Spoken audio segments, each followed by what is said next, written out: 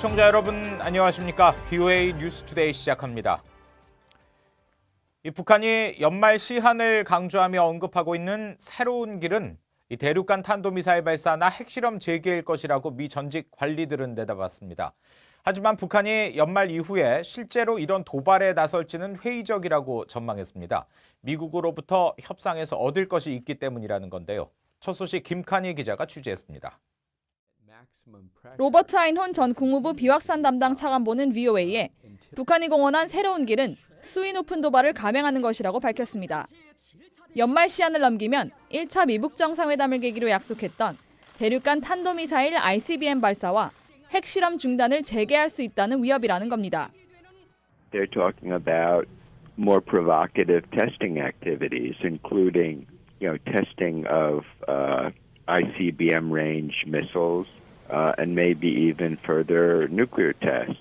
And maybe they make announcements about the production and deployment of additional systems. 게리 세이모어 전 백악관 대량살상무기 조정관도 북한이 제시했던 영변 핵시설 해체에 대한 제재 완화 요구를 받아들이지 않으면 트럼프 대통령이 북한과의 협상에서 얻어냈던 유일한 성과를 깨트리겠다고 위협하는 것으로 분석했습니다.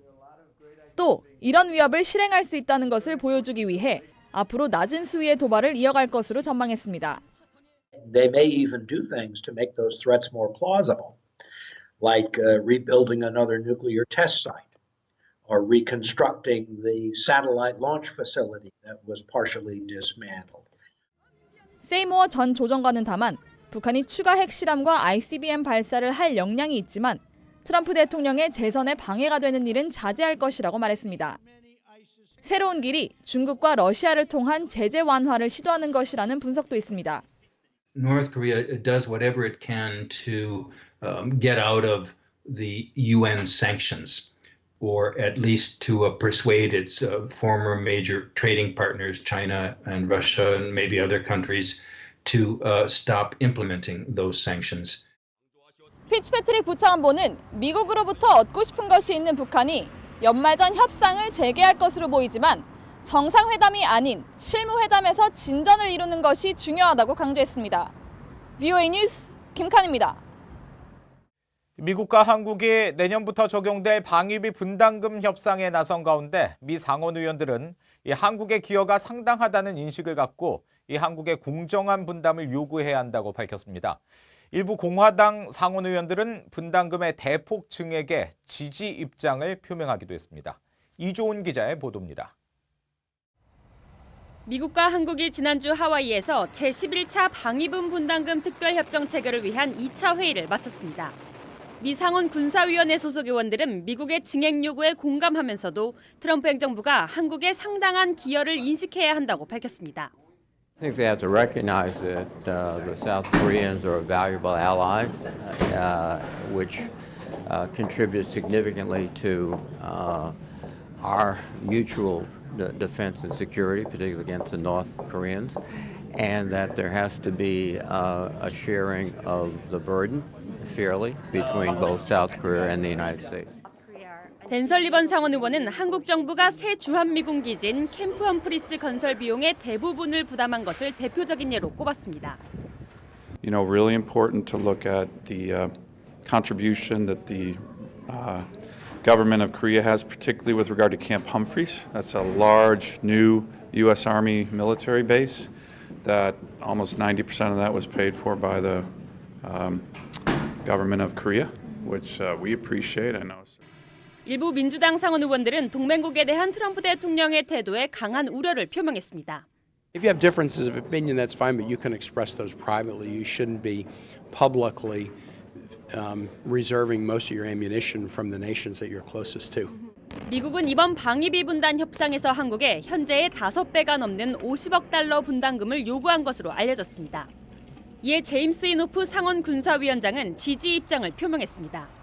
We provide a lot of service, a lot of help, a lot to the economy of these countries. Of course, the same is true with South Korea. And we expect them to carry a larger portion of the burden, and I support him in that position. 공화당의 데이비 퍼듀 상원 의원은 미한 방위비 분담은 테러리즘과 전 세계적 위협을 감안해 장기적 관점을 갖고 접근해야 한다며 백악관은 이런 포괄적 시각을 갖고 무역과 국제적 입지에 관한 동맹국과의 논의를 동시에 진행하고 있다고 밝혔습니다. VOA 뉴스 이존입니다.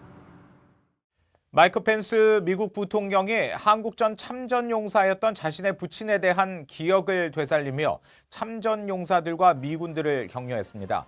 펜스 부통령은 29일 텍사스 포트 후드 미 육군기지에서 행한 연설에서 펜스 부통령 자신은 군 복무를 하진 않았지만 한국에서 복무한 미 육군 참전용사인 에드워드 펜스 소위의 아들이라는 점을 자랑스럽게 여긴다고 말했습니다.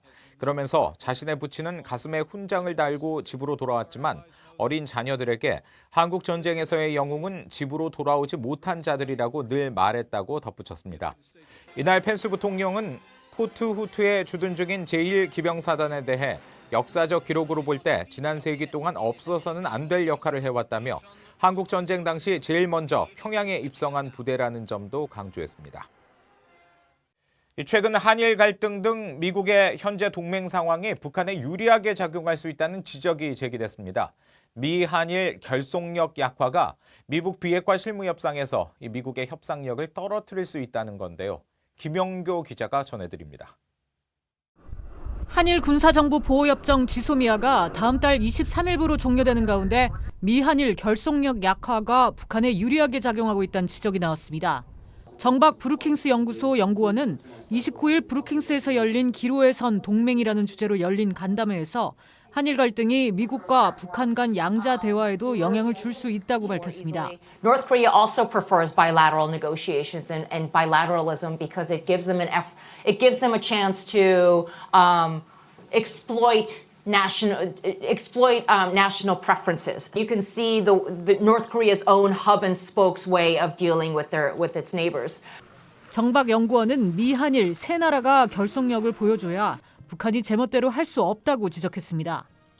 이 자리에선 또 한일 관계가 지금처럼 악화된 데에는 미국이 동맹을 제대로 관리하지 않은 탓도 있다는 지적도 나왔습니다.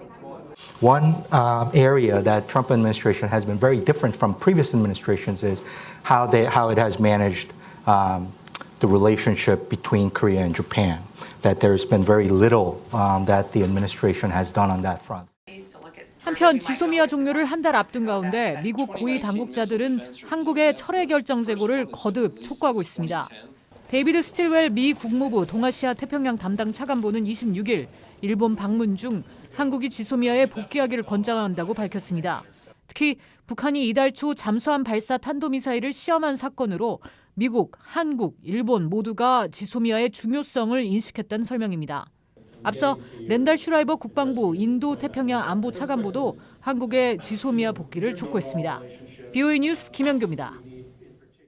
북한 당국의 금강산 남측 시설 철거 통보는 상황을 갈아엎고 중국인 관광객 유치로 막힌 돈줄에 숨통을 트려는 의도라고 태형호 전 영국 주재 북한 공사가 말했습니다.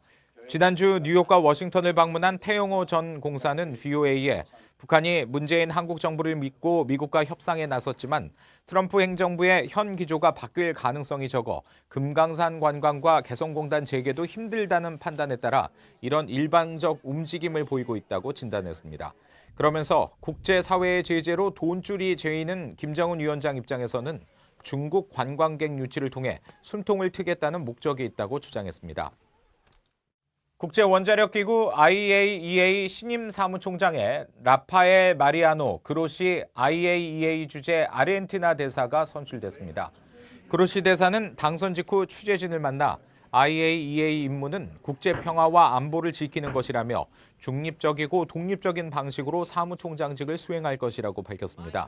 북한은 2009년 4월에 북핵 감시를 위해 북한에 머물던 IAEA 사찰단을 추방한 가운데 IAEA는 관련국들의 합의가 이루어지면 북한 핵 프로그램 검증 과정에서 핵심적 역할을 할 준비가 돼 있다고 밝힌 바 있습니다. 올해 가뭄의 여파 등으로 북한의 주요 작물 수확이 매우 저조할 것이라는 전망이 이어지고 있습니다.